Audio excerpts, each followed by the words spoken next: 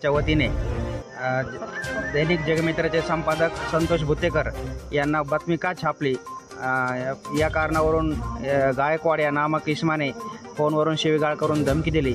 या घटनेचा आम्ही पत्रकार संघाच्या वतीने निषेध करून यांना कडक कारवाई करण्यात यावी अशी मागणी माननीय उपविभागीय अधिकारी यांच्याकडे केलेली आहे।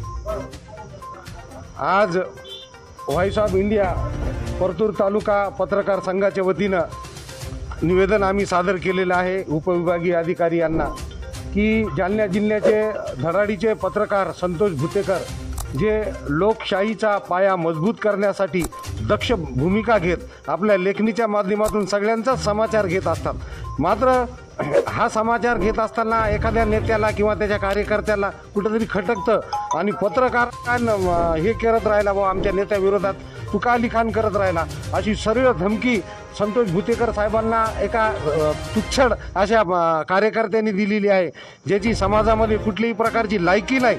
मात्र आमच्या या लोकशाहीला चॅलेंज करणाऱ्या त्या कार्यकर्त्यावर कडक कारवाई प्रशासनाने करावी ही भावना इथं मांडण्यासाठी आम्ही सर्व पत्रकार बांधव आलेलो आहे। लोकशाही जिवंत ठेवण्यासाठी पत्रकार ही जबाबदारीने आपली भूमिका बजावत असतो, मात्र यासाठी त्याला खत पाणी घालण्यापेक्षा म्हणजे त्याला चॅलेंज करण्यापेक्षा त्याच्यावर आरोप करण्यापेक्षा त्याला धमकी देण्यापेक्षा प्रशासनाच्या वतीनं ज्यांनी त्याच्यावर वक्रदृष्टी केलेली आहे त्याच्यावर कारवाई होणे आवश्यक आहे ही रास्त भावना या निवेदनाच्या माध्यमातून व्हॉइस ऑफ इंडियाच्या माध्यमातून आम्ही मांडलेली आहे। यानंतर मुके सर आपल्याला प्रतिक्रिया देतील।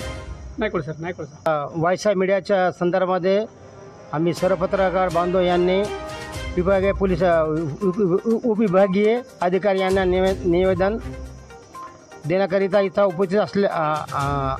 उपस्थित असलो। यावरील विषयानुसार विनंती करण्यात येते की दैनिक जगमित्राचे संपादक संतोष विष्णू भुतेकर राहणार हिवडी हल्ली मुक्काम जालना यांना जालना लोकसभा उमेदवार रावसाहेब दानवे यांच्या बाबत बातम्या का प्रकाशित करतो म्हणून शिवगार करत तुला घरी येऊन जेवे मारे अशी धमकी नियोजन करून दिल्याने दैनिक जगमित्राचे संपादक संतोष विष्णू भुतेकर हे त्यांच्या कुटुंबात जेवे मारण्याची धमकी शिवाजी गणनाथ गायकवाड यांनी दिले।